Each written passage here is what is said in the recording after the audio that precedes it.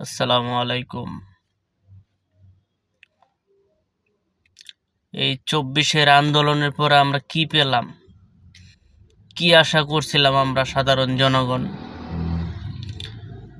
যেভাবে জিনিসপত্রের দাম হু হু করে বাড়া শুরু করছিল এবং বাড়ছিল, আমরা যারা সাধারণ জনগণ ইনকাম কইরা ওসব কিনা সংসার চালাইতে হিমশিম খাচ্ছিলাম। তখন আমরা মসজিদে দোয়া করতাম যে আল্লাহ, এই জালেম সরকারকে তুমি এই দেশ থেকে নামাই দাও। কবে নামাবা? রাস্তাঘাটে যেখানে যাইতাম সবাই খালি মন থেকে এই দোয়াটাই করতো এবং আলোচনা করত। কিন্তু গণ অভ্যুত্থানের পরে আমরা কি সেটা পারি নাই। এখন আমাদের বিভিন্ন দলের নেতারা নিজেদের স্বার্থ নিয়ে ব্যস্ত। কেউ চাঁদাবাজি করতেছে,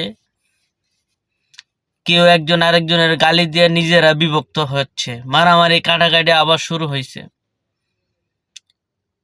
রাজনৈতিক হাঙ্গামা আবার শুরু হতে যাচ্ছে। একদল চাচ্ছে খালি নির্বাচন, আর বাকিরা চাচ্ছে সংস্কার। বা একটা দেশে গণ অভ্যুত্থানের পরে আগে তো আপনাকে সংস্কার করতে হবে, এবং এই যে গণহত্যা হইলো এটার তো আগে বিচার করতে হবে।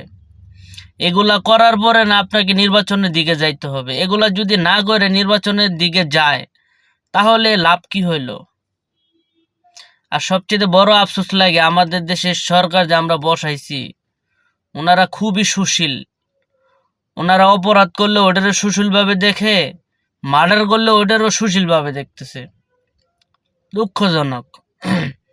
আর সিরিয়াতে দেখেন, তারা বিপ্লবী সরকার গঠন করে আমাদের পরে তারা তাদের রাষ্ট্রের ঠিকই সবকিছু ঠিকঠাক করে ফেলতেছে, আর আমরা এখনো বিভিন্ন দাবি দেওয়া দ্বন্দ্ব নিয়ে আমরা পইরা আছি।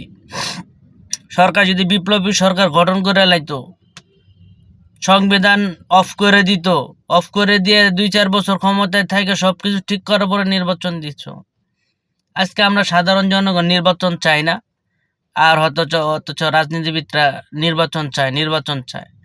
তারা সংস্কারের কথা বলতেছেই না, বিচারের কথা তো বলতেছেই না। হতাশ হয়ে যায় মাঝে মধ্যে। কিন্তু হতাশ হইলে আর কি করার?